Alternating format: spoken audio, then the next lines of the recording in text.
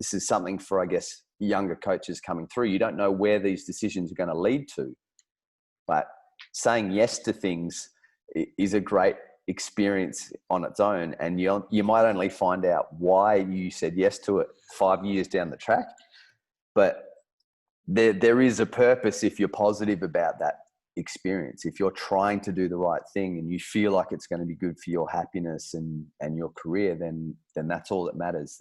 Down the line, you might find out what that purpose was.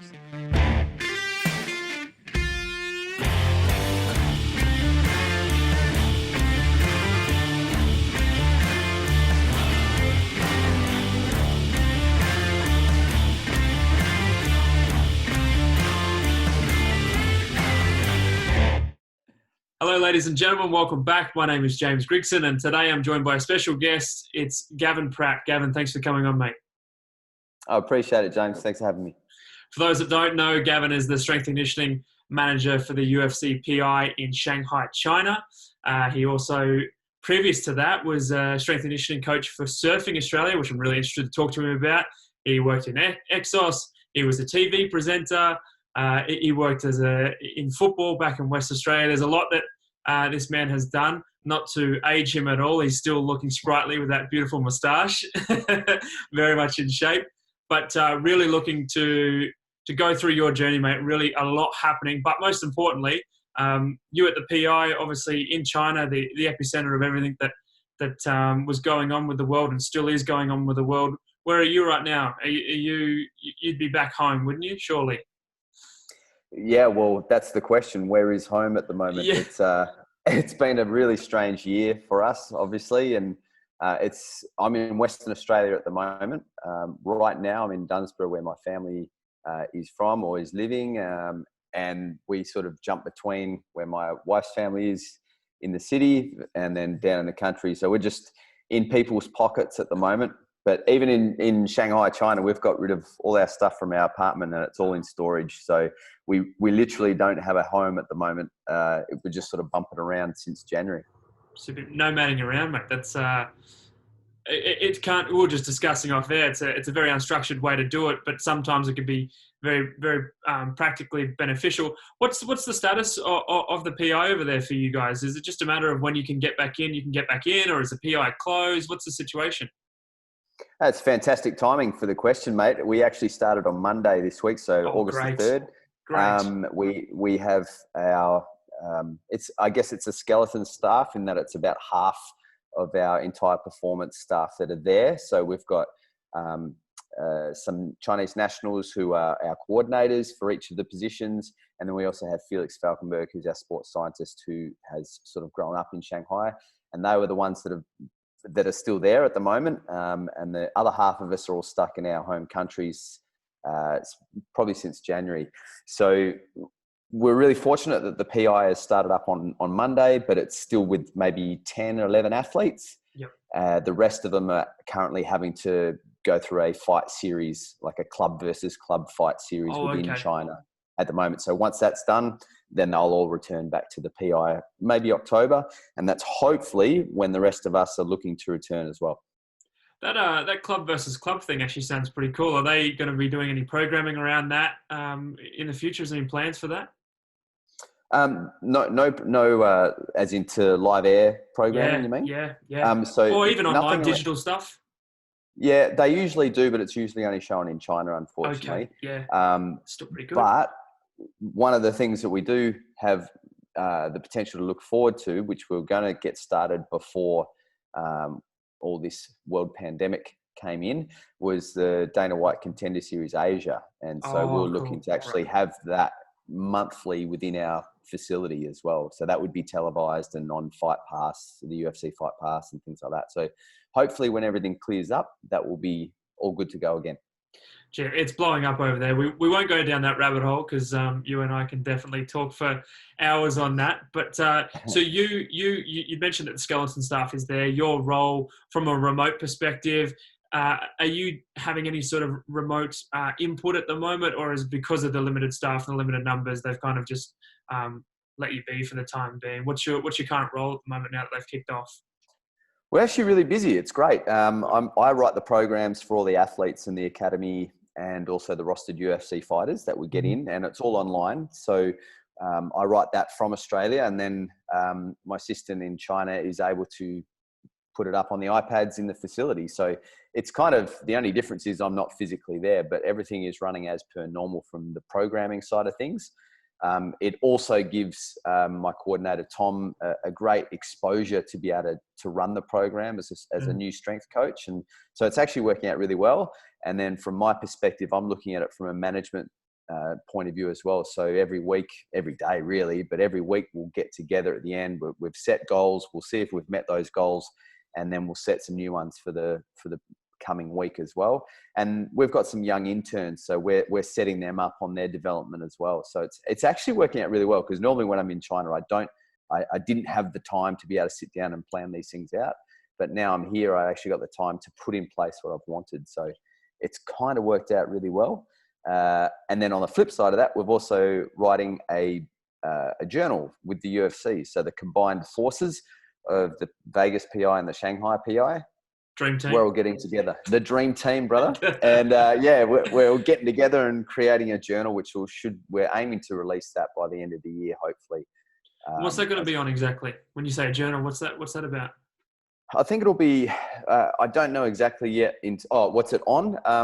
Well, it's about everything to do with progressing mixed martial arts. Right. So we have every department covered in terms of technical training, working it concurrently with non-technical training, strength and conditioning, nutrition, sports science, the whole lot, psychology, breathing, fight day, pre-fight camp, everything you can think of. And it's really aimed at coaches and athletes. So it's the first cross-sectional analysis. The guys sort of got feedback saying it's great for practitioners who are already in the field, but it kind of didn't hit the mark with regards to the coaches and the athletes.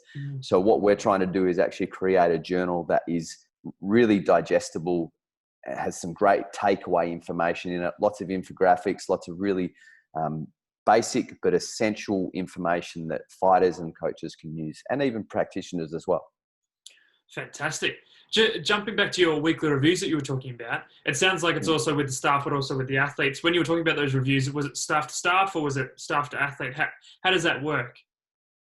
It's definitely staff to staff at the moment, but then that sort of trickles down to the people that are in China. The coaches in China are able to actually look at specific things with each of the athletes as well. So, for example, we'll have like an overarching goal for the week as a department, what we want to try and achieve as a department. So week one, we just want to make sure that we set the standard for these athletes. We want them to realize the differences of being at the Performance Institute, and that comes from us. We've got to set those standards that we want to have. And then we have 3 objectives that will actually create that overarching goal. So whether it's energy, whether it's coaching specifics, whether it's efficiency, anything that we come up with as a group. And then from there, we then go through the individual and say, right, your role with regards to communication is this. So for example, I'm not there, but one of the things that I could bring is get Felix, our sports scientist, to get me on a Zoom call while they're doing their strength conditioning session. And I can go around and say hi, because I haven't seen these athletes for so long and I miss them heaps. So just brings the energy up. So that was one way that I was able to do that. And then the people that were there, an intern might be the setup of the gym, but to make sure that, when we review it, we say, hey, the bars weren't set up at the correct height for that particular group. You put the tall bar with the short athletes, or the high bar with the short athletes, something like that. So those little things that we're going to keep tinkering away at, and over time, we're going to be running a nice tight ship that everyone's developing from it as well, whether it's coaching confidence or communication, cueing, things like that. I like that. It's a very systematic approach, and definitely one that I think will translate, especially when you look at the way that you just explained it, basically the objectives and key results, right? And it's something that will cross through different languages, especially when you start talking numbers and you can show last week you did this and this week you did that. I was speaking with Rhett Lawson, who spent some time in China. He was strength and conditioning coach for the Chinese women's volleyball team, if you know Rhett. And I know Rhett well. Yeah, he's a good man. He speaks a lot about that. The way to train, the communication style is obviously so different because you're not speaking the same language. So you have to use very black and white terminology, very black and white motivators. And he found at least that one of the biggest motivators was last week you did this, and then now you did this, that's bad. So let's kick it up a Yeah, bit. What yeah. what would you have to say for people that might be working with people that either A, don't speak the language, or B, they're just struggling to communicate with? How do you get through with communicating to these athletes where you don't speak the same language? Yeah, it's been a massive learning curve for me, in that I've really realized that we talk too much as coaches in Western society because we know the same language, right? So here, the more words you use, the more the message gets lost. So we actually want to narrow down the words that we want to know and want to learn those words, and that might be your one cue point. Now, it might not be perfect. It might not be an internal or an external cue, but it works for that person. Or you might have a set of 3 words that you might use that can be utilized as cues. Numbers are a fantastic tool because everyone understands that last week you were there, this week you're up here, and they're competitive, they're athletes, right? But one of the things that I've definitely noticed, even coming back here, and obviously with Western Australian gyms being allowed to be open, Yep. I train at just say a public gym. And it's really interesting listening to some of the trainers, the younger trainers there, and even some of the more experienced ones. There's a lot of detail and a lot of explanation when it doesn't need to be like that. Almost like, let's come in, do a warm up. I'll give you 2 points. Think about that. Now we can load it up a little bit more, give you another point, and then I'm going to let you go for it. And have that sort of autonomy over the exercise is such a good learning tool, right? But we feel like we've got to keep coaching more words, more, I've got to get involved somehow, but sometimes sitting back and actually just letting them learn, it's the best way to do it. That's and it's a refreshing thing to hear, and something that I can only imagine would be such a learning curve to head over there. Because you headed over, you didn't just head over to the UFC PI. Obviously, I mentioned Chinese surfing, and then your time with Exos. Was that around 2012, 2013? You went over with Exos. How did that come about? Yeah, so that was the beginning of 2016 that I went over with Exos. Right. Yeah. So got an email maybe 2 weeks before Christmas of 2015 saying, do I want to come to China? Now, the interesting thing was I hadn't actually gone for the job. Selwyn Griffith from the Brisbane Lions, a good friend of mine, he actually got asked to do the job, but had just got the job at Brisbane, and that's his dream goal, working the AFL. So he was like, I'm going to turn that down, but I can maybe put Gav's name forward. And so that's where the email comes. So I wasn't even expecting it. So to get an email asking, do you want to move to China in March, was fairly mind-blowing at the time, because I had my own business on the Gold Coast. Yep. I'm an avid surfer, obviously. So that was a big decision for me, right? I thought I had the lifestyle going on. So that was a big call to leave all that behind. But I'm really fortunate that I did, and it's led to a lot of other fantastic opportunities. And obviously the PI is the one that I'm at now and loving. And I feel that this is something for, I guess, younger coaches coming through. You don't know where these decisions are going to lead to, but saying yes to things is a great experience on its own. And you might only find out why you said yes to it 5 years down the track, but there is a purpose if you're positive about that experience. If you're trying to do the right thing and you feel like it's going to be good for your happiness and your career, then that's all that matters. Down the line, you might find out why it's actually what that purpose was. I love that. You don't have to know anything. I love that. I couldn't agree more. Because China's not an easy country for a Westerner to go to. Did you have any experience in China before? Any language experience? Anything like that? No, any sort of friends or anything like that? Zero. I had one. I think Joseph Coyne had been there for about a year, and obviously I'd worked with him on the Gold Coast, so I rang him up and had a chat with him just about Exos in China. But talking to someone on the phone versus actually going there is a completely different scenario. And Joseph was in Beijing, whereas I was moving to Shanghai. So again, poles apart in terms of cities. I was very fortunate because Shanghai is the coolest city going around. Like, it's definitely my favorite city from what I've experienced in China.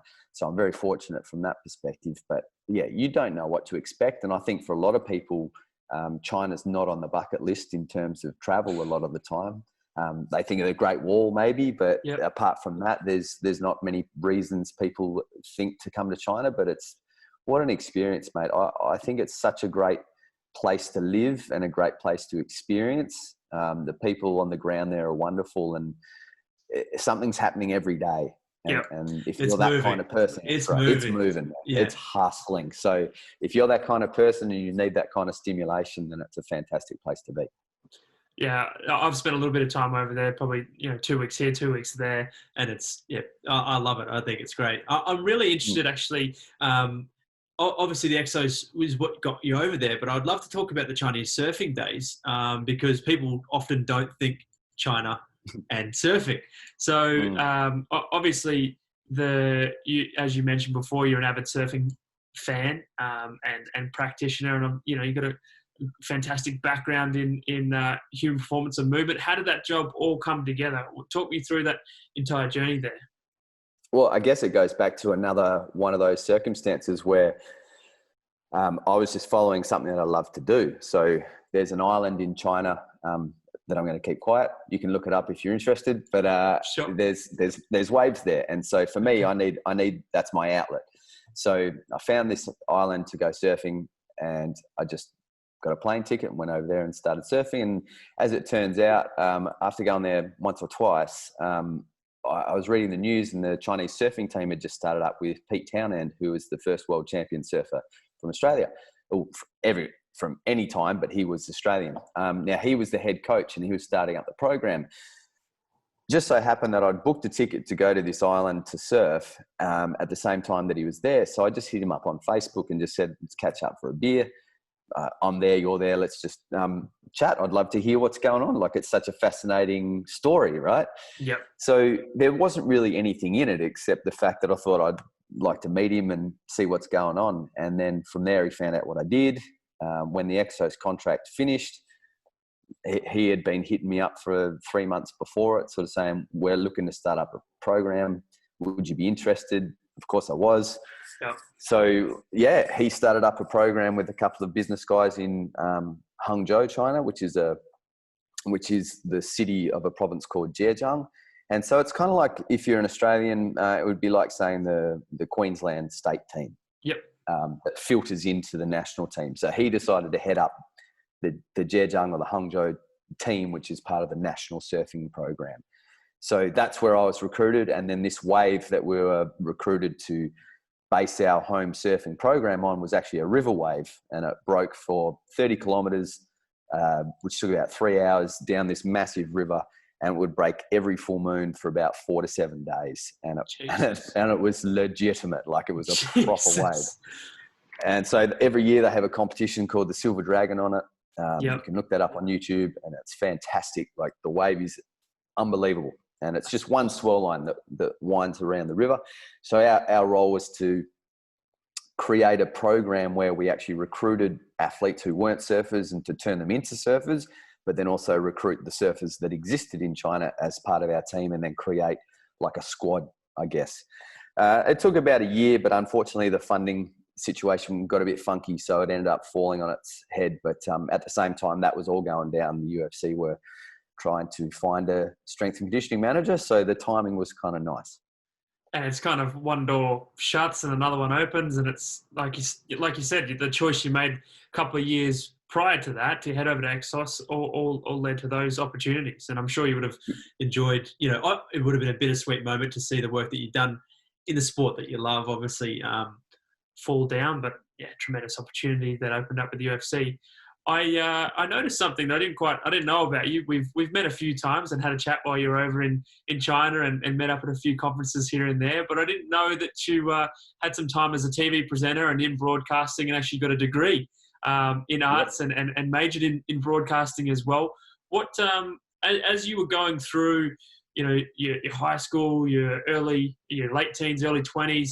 What was the thought process there? Obviously, you're a fit guy, and I saw some certificates in health and whatnot at that time, but it seemed like all paths were leading towards broadcasting and presenting. What was the thought process right there? Because it's not really a typical pathway for a strength and conditioning manager is to have a little bit of a, presenting TV work in his arsenal. Talk me through that. Yeah, my life's not really a standard path, unfortunately, or fortunately, I guess. But very fortunately, keeps it fun. Yeah, and exactly, mate. That's exactly what it is. At school, that wasn't my strong point, and it certainly wasn't my interest. I didn't do, at the time it was known as TE. I'm not even sure what it was your exams to get into university. I'm not even sure what they're called now, TR or something like that. But yeah, I didn't do that. It wasn't an interest of mine to go to university at that time. It was to play professional AFL football. That's all I wanted to do. And that's what I'd had my mind set on. And the path was on its way. And then my body just didn't want me to play football. So I was a little bit stuck for a long time, to be honest, mentally. That's all I'd set my mind to. I went into strength and conditioning straight after I retired. I think I was 21 when I stopped playing footy. So really young. And immediately went in and was a strength and conditioning coach for a Colt side. At the same time, I was running my own business in personal training and at a standard gym. So I was doing that for a while, and I just needed to do something different. I couldn't get into a standard university course because I hadn't done those TE entrance exams. And so I was very fortunate to find, I've always been comfortable talking in front of people. I used to sing in bands as well. That's the other dream that I wanted to be, was to play in a rock band. And that also got close. We signed a record deal, and then the company that signed us folded. So, you know, these things, you don't know what's going to happen. Probably a good reason, right? If they folded, they couldn't have been any good. So maybe that's why they signed us. But mate, that's both most blokes' dreams. It's either be in a rock band or play footy. Hey, and I tried for both of them, mate. Neither of them worked, but that's okay. You had a good swing at it. So, you know, when those things sort of fell away, I wasn't really sure what to do, but I was always quite comfortable in front of people, talking in front of people. I thought if I could sing in front of people, talking shouldn't be too hard.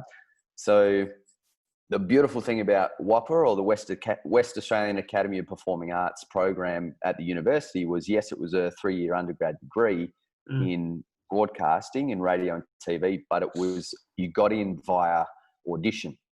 So you didn't have to have done any TE entrance exams or anything like that. So it literally was, they brought you in the studio and they got you to do a bunch of things to camera. They would ask you questions, see how well you answered them in terms of confidence and speech and things like that. And then I got in, and then my next 3 years was full-time university doing that, 9 to 5, Monday to Friday, as well as working in my own personal training business and training the East Fremantle Football Club as well. So I was really busy for about 3 years. I can imagine. And that was pretty crazy. But once I got that degree, as soon as I got that degree, I was out on the road the next week working in a TV program. So it worked. And the producer that I worked with, Lee Lorraine from Visage Productions, he and I worked closely together for the next 10 years. So that was cool because it was never like a full-time Monday to Friday gig for me. It was, we have a contract. Can you come away for this week? So I'd go away for the week, and meanwhile my business could be put on hold back in Fremantle. And then I'd come back and just continue it on, go away again. So it worked really well for my brain as well. It was really interactive and there was lots of different things happening. And then from there, I was really fortunate with the gym that I worked at. Ben Piggott, who works at Notre Dame now, but was with the Fremantle Dockers. Always chatting to him. He's a lovely guy, really positive human. And he was like, man, you should do a master's. And I was like, I can't. And he goes, no, there's always a way, right? So then he put me in touch with Mike Newton. He found out that WAPA is an association of ECU. So I could get in because I had an undergrad. So I just tapped on the Masters of the Strength and Conditioning because of my experiences already in the industry. Plus I had the undergrad. So got my Masters in 2014 as well. So loopholes, mate, or I don't know about loopholes, but you know, it's not the standard path. There's always a way. So the ability to communicate to the masses, it is a slightly different skill than coaching, but I'm sure there's crossovers. Like surely the ability to be able to get up in a rock band or in a TV show, radio, presenting perspective, be able to clearly articulate yourself, emphasize the right points, get the message across, to be the same thing or similar at least to coaching, and being able to do the same thing confidently with the same emphasis to your athletes. What sort of crossovers do you see there? Am I making stuff up, or would you say that there's a clear crossover there as well? Absolutely, there's a crossover, and I think you could probably break this up into two areas with regards to strength and conditioning. One is actually on the gym floor and in your role on a day-to-day role, speaking with colleagues communication-wise, speaking with athletes communication-wise, bringing the energy, being confident in front of large groups to bring that energy, and then clearly, like you said, clearly articulate the cues and the points that you want to try and get across. It's massive. It's a massive contributor to that.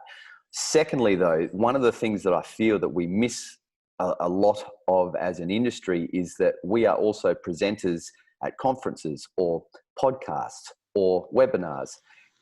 And it is fascinating to me how we miss so many little things with regards to our speech and our clarity of our message. Because if you have particular tics in your talking and in your sentence structures, those tics are what people will pick up more of, and they'll miss the message entirely.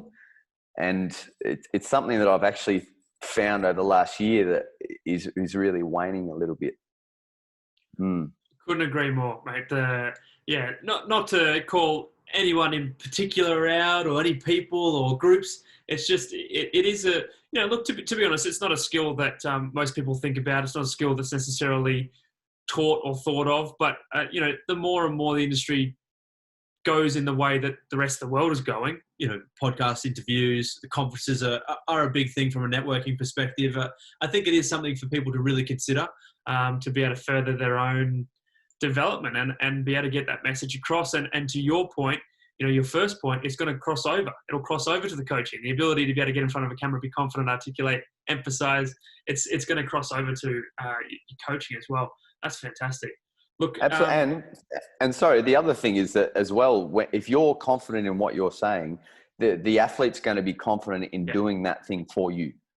So that's a massive thing as well, right? It's not just saying I can talk in front of big audiences or I can talk in front of the group, but the way that you say, I want you to do it this way, instills trust in that athlete, and you're going to get more intent and probably more result from that movement, because they're like, well, if he said it, he means it. Let's do it.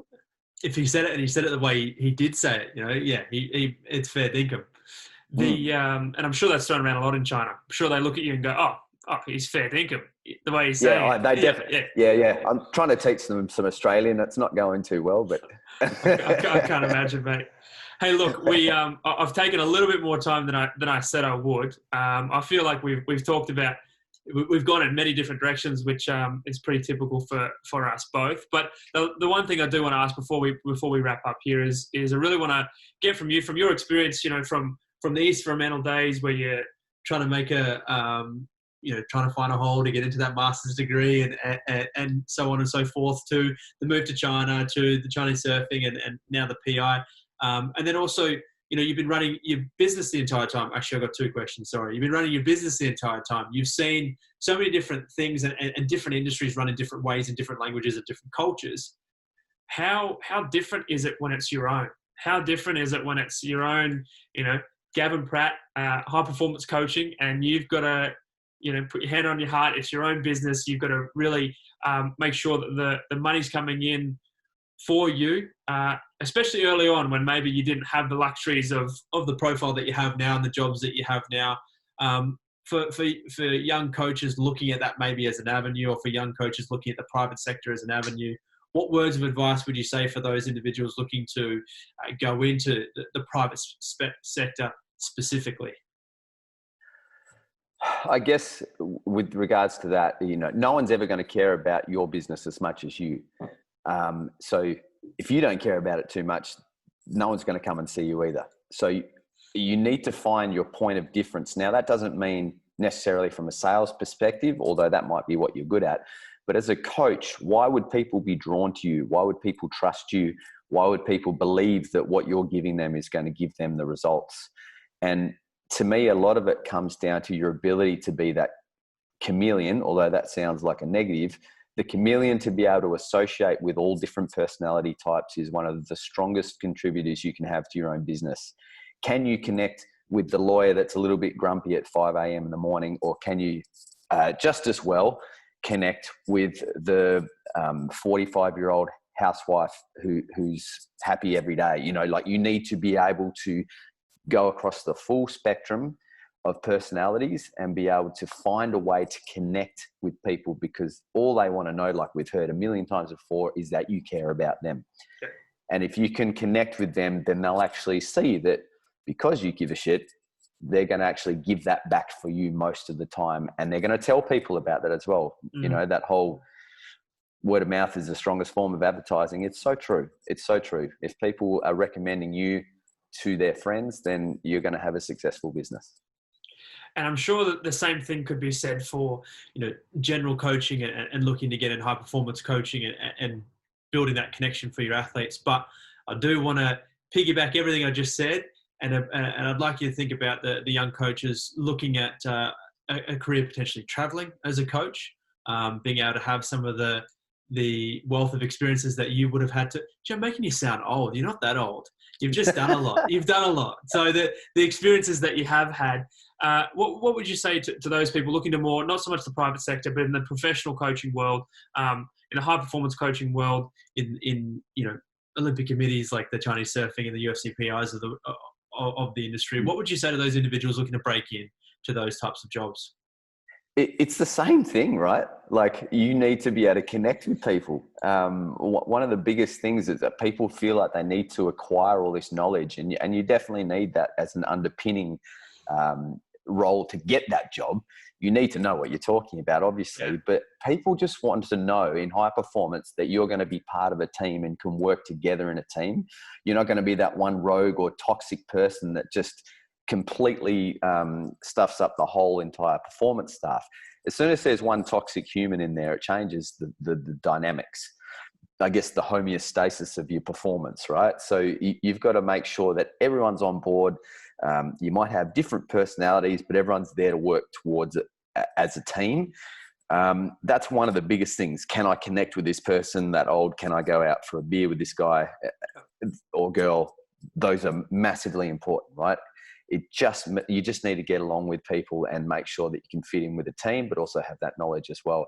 I think if you're looking to travel, you know, obviously me, I would say, hell yeah, go and do it, because we don't know where we're going to end up. We might set ourselves a target of reaching this particular job for this particular organization. It might never happen. Just the way of the world, it might never happen. So what are you doing in the meantime to make your life as enjoyable and as experience rich as possible? And for me, that was to go traveling and try and experience as many different cultures or a different culture as possible. For others, it might not be that, but if you are that way inclined, don't wait in your hometown to get that job that you've always wanted. Go out and get the experiences, because we're one of the lucky jobs and industries that can do that. If you're a plumber, you're pretty much going to be working in your hometown, or at least in the same country that you've always worked in. As strength and conditioning coaches or sports scientists, dietitians, physios, we have the ability to go anywhere we want in the world that offers us work in that position. So it would seem to me to be a shame not to utilize that. Mate, I've taken, like I said, I asked 2 extra questions, a little bit longer than what I said I'd keep you for. Is there anything further you want to get off your chest? I just hope I can get back to China soon. And I hope, actually, I do hope, in all seriousness, I do hope that everyone is okay, because this is it's a pretty hard time. And even though we don't necessarily think it's tough in sometimes, I think that people actually hold that down a little bit. And yeah, I would just say reach out and just start chatting to people, even if it's just on a social level, because it would be horrible to think that people are in a down place and don't feel like they've got anyone to talk to about it as well. I second that. That's a great message. Mate, Gavin, thank you very much for coming on. If you liked this, guys that are watching, you can subscribe down here. If you want to watch our last video, it was with Kahal Garvey. It was with Jordan Stairs, the strength and conditioning manager for the West Coast Eagles. So that is up here. For Gavin and James, thank you very much. Enjoy the rest of your day.